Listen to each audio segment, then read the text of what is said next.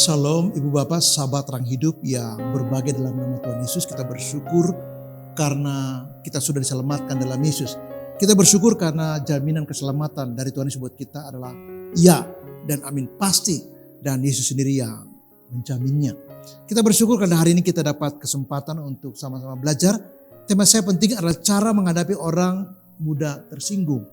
Cara menghadapi orang mudah tersinggung. Saya baca satu ayat saja dari Injil Yohanes pasal 6 ayat 60. Firman Tuhan. Sesudah mendengar semuanya itu, banyak murid-murid Yesus yang berkata, perkataan ini keras. Siapakah yang sanggup mendengarkannya? Lalu di ujungnya banyak yang mundurkan diri. Nah, kalau kita lihat dari teks ini bahwa Yesus tahu siapa orang yang bersikap seperti itu.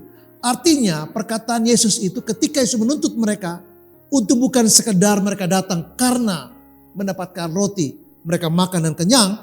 Tapi ada lebih penting dari itu, yaitu mereka harus punya komitmen untuk percaya kepada Kristus. Dan di titik itulah mereka menjadi rapuh. Jadi orang yang mudah tersinggung bisa jadi karena pengalaman empirisnya masa lalu itu tidak baik. Mungkin dia pernah terluka dan luka batin itu menggambarkan ketakutan. Dia takut. Jadi mudah tersinggung itu sensitivitasnya tinggi tapi yang negatif. Kalau dia peka dengan hal yang baik, dia lihat orang susah, dia tolong. Wah, ini orang yang sedang susah. Ya oke, dia paham. Tapi orang yang sensi di sini dalam konteks negatif, dia takut sekali jangan sampai dia terluka oleh satu perbuatan atau pengalaman orang tertentu. Nah, kalau orang pakai narkoba, seringkali ada paranoid dan itu membuat dia juga mudah untuk tersinggung. Nah, cara kita menghadapi orang yang mudah tersinggung adalah yang pertama kita harus tetap tenang.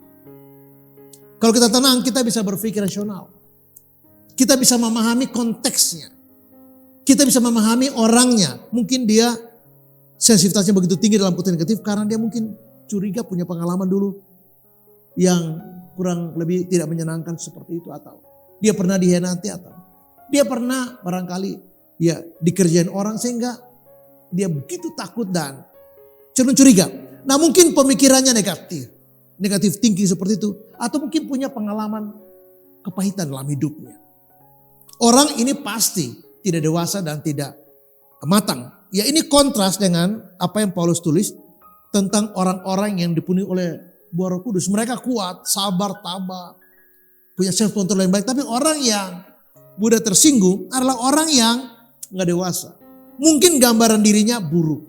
Mungkin juga dia sedang bergumul dengan penerimaan diri. Mungkin dia belum bisa terima dirinya. Atau dia mungkin merasa tidak nyaman dengan dirinya. Sehingga menjadi tidak nyaman juga dengan orang lain. Sebagai refleksi dari ketidaknyamanan atas dirinya sendiri. Atau mungkin dia seorang yang menyimpan rasa bersalah. Sehingga kalau orang pakai narkoba, misalnya pakai sabu, jenis sabu misalnya. Ada polisi lewat pun, mungkin polisi saja berhenti mau beli rokok atau mau bertanya alamat. Dia sudah lari, kenapa? Karena rasa bersalah yang membayangi dia.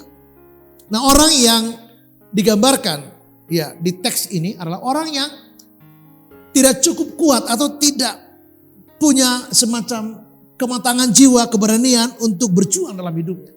Dia mau enak saja jadi terlalu manja, rapuh, cengeng, childish. Ya tidak matang, ingin semua yang baik, yang menyenangkan dan tidak siap untuk ketika harus memikul satu tanggung jawab di hidupnya. Sehingga ketika dia mendengar sesuatu, ada lihat sesuatu, mungkin orang berbisik-bisik atau orang ketawa, dia curiga. Dan dia sensi, kenapa? Karena dia pikir, jangan-jangan mereka sedang bicarakan dia. Dan dia mulai tersinggung. Padahal tidak seperti itu konteksnya dan situasinya. Hal yang kedua adalah coba kita bangun kedekatan dengan dia secara personal. Kalau dia teman kerja di kantor atau pasangan kita, ini pemikiran yang tepat buat kita terapkan. Ya kalau kita bisa bangun sebuah kedekatan dengan dia, maka mau tidak mau, kita punya keterbukaan dengan dia, kita bisa bicara banyak hal. Kita juga bisa bicara sebagai seorang teman yang baik, sehingga tidak tegang, tidak kaku. Lebih rileks, lebih santai, lebih terbuka, lebih friendship. Sehingga ketika kita bicara, dia juga ada perasaan nyaman. Nah, sensitivitas dia yaitu mudah tersinggung itu karena dia tidak nyaman juga dengan dirinya. Atau sedikit banyak dia tidak yakin bahwa orang lain punya itikat baik buat dia. Ya, paranoid seperti itu bisa terjadi. Karena saya bilang tadi pengalaman-pengalaman di masa yang lalu. Jadi coba kita tetap berusaha untuk membangun sebuah kedekatan dengan dia. Apakah pasangan kita atau teman atau rekan kerja di kantor. Nah kalau kita terbuka kita bisa bicara banyak hal dari A sampai Z. Bahkan satu titik teman yang suka tersinggung itu akan melihat bahwa ternyata ketersinggungan dia itu tidak rasional. Ternyata sikap dia mudah tersinggung itu sebenarnya tidak relevan. Bahkan jauh dari fakta, jauh dari kebenaran. Jadi akan mengatakan bahwa waduh selama ini saya salah ya. Saya sudah curiga, saya sudah tersinggung. Padahal ketersinggungan saya tidak ada kaitan dengan apa yang orang lakukan kepada saya. Atau apa yang orang selalu bicarakan di belakang tentang saya. Tapi ini soal pemikiran saya. Jadi frame berpikirnya itu yang salah. Jadi kesalahannya bukan pada diri orang lain kepada dirinya. Tapi sikap dia seolah-olah orang lain bersikap seperti itu. Nah sikap seperti itu lahir dari frame berpikir yang salah.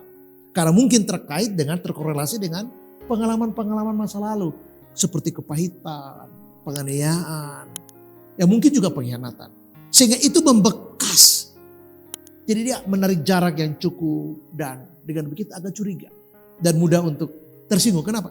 Karena dia tidak begitu yakin bahwa orang-orang itu punya tujuan baik. Tapi kalau kita punya kedekatan, kita bisa membangun rasa percaya diri, saling percaya. Sehingga dia mengatakan begini, saya harus minta maaf deh ke kamu. Karena selama ini saya mudah tersinggung. Karena sebenarnya itu bukan masalah kamu. Tapi itu masalah saya. Yaitu saya berpikir salah tentang kamu. Nah cara berpikir yang salah seperti ini.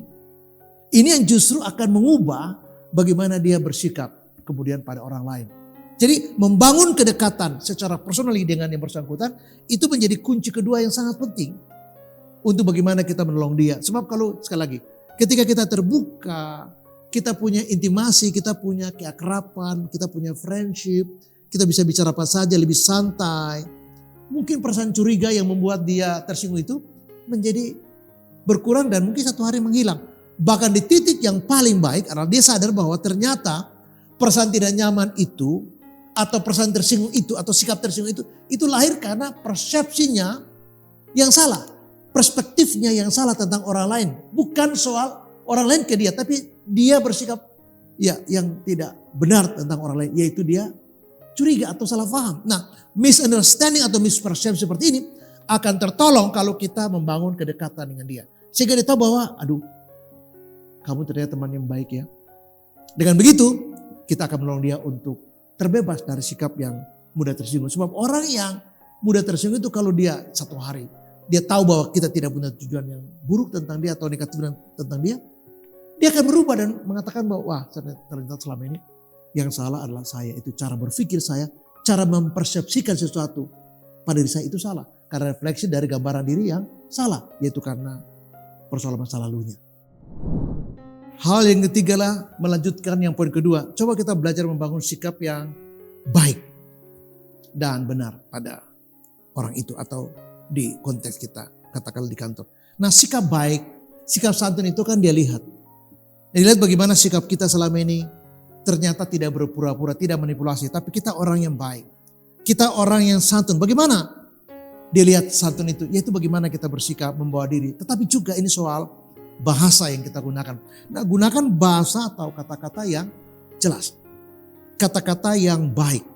Kata-kata yang positif. Yang nuansanya, yang maknanya adalah memberi respect pada orang. Dia akan lihat itu kan. Bagaimana kejujuran kita, bagaimana ketulusan kita, bagaimana bahasa kita, bagaimana sikap kita, bagaimana attitude kita. Dia akan lihat itu. Dan apa yang dia lihat itu, apa yang dia amati, dia rasakan, dia alami dalam relasi pertemanan di kantor misalnya, akan membuat dia menilai bahwa ternyata, sekali lagi, bahwa orang lain itu tidak seburuk yang saya duga atau saya pikirkan. Yang kemudian membuat saya tersinggung. Sikap orang lain itu adalah wajar. Sikap orang lain itu adalah baik sebenarnya. Sikap orang lain itu adalah ya sebenarnya begitu. Tidak ada yang buruk seperti yang saya persepsikan. Bahwa itu seolah-olah buruk. Nah sikap santun, sikap yang baik. Ya bahasa yang respect. Kita menghargai kejujuran kita. Konsistensi kita. Ketulusan kita. Dan semua yang baik pada kita termasuk kejujuran. Akan dialami, dilihat, diamati. dan dia kemudian bisa menilai. Dan kita berharap bahwa dia bisa menilai kita sebagai orang yang baik. Dia bisa menilai kita, bisa merasakan hubungan itu dengan wajar dan lebih positif. Sehingga dia akan berpikir sekali lagi bahwa sebenarnya orang lain itu bermaksud baik. Sebenarnya orang lain itu bukan orang buruk, dia orang baik. Sebenarnya orang lain itu bukan orang yang seperti saya persepsikan yang buruk, tapi dia baik. Karena kebaikan kita, kejujuran kita, respek kita, ketulusan kita, konsistensi kita, dan sebagainya itu akan dialami dalam pengalaman empiris dia. Sehingga dia mengatakan bahwa saya berubah karena saya salah, bukan karena dia. Nah, menolong dia untuk tidak terjebak pada kebiasaan untuk tersinggung adalah membangun kehidupan yang baik. Hadirkan kehidupan yang positif, yang konsisten, yang respect. Bahasa yang kita gunakan juga positif. Sehingga dia menilai, dia bisa merasakan, dia bisa mengamati. Dan kemudian dia akan mengatakan bahwa sebenarnya ketersinggungan saya itu berangkat dari persepsi yang salah atau sikap yang negatif. Yang salah pada diri saya dan bukan pada kondisi orang lain pada diri saya.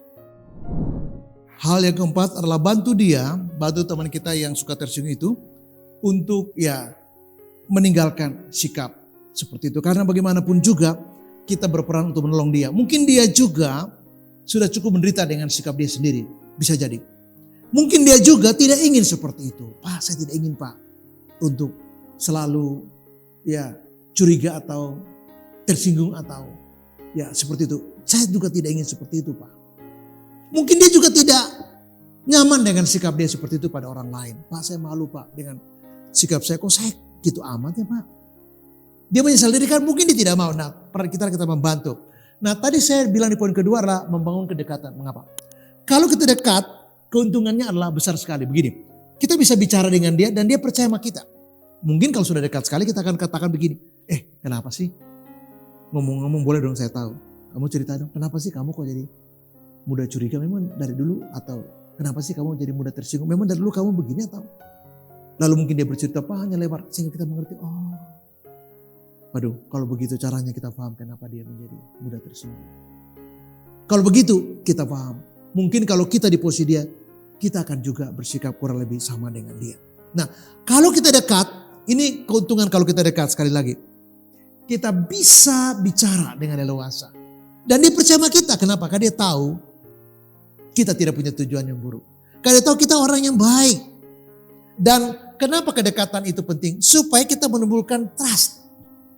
Nah, kalau orang sudah saling percaya, sebenarnya situlah sebenarnya ruang kita untuk menolong dia.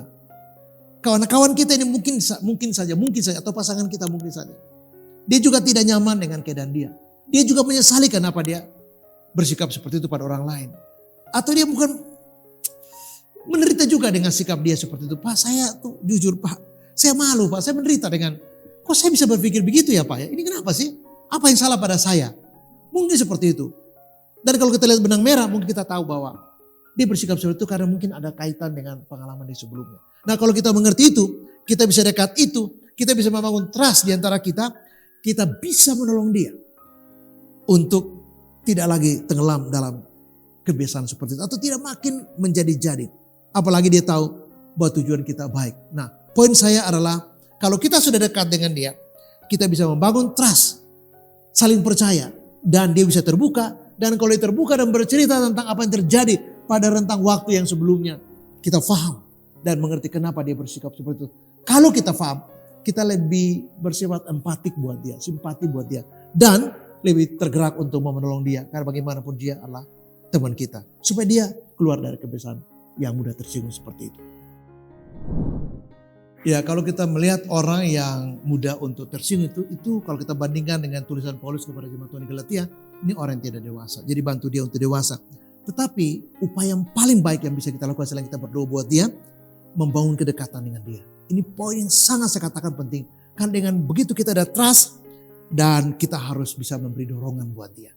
Apalagi kalau dia percaya sama kita, karena kita sudah terbuka dan dekat, dia tahu kita orang baik, dia bisa lebih mendengar kita. Dan yang terakhir adalah sabarlah karena orang tidak berubah semalam. Ini perlu proses, ini perlu waktu. Dan kita harus mendoakan dia dan sabar. Tunjukkan bahwa kita teman yang baik dan care pada dia.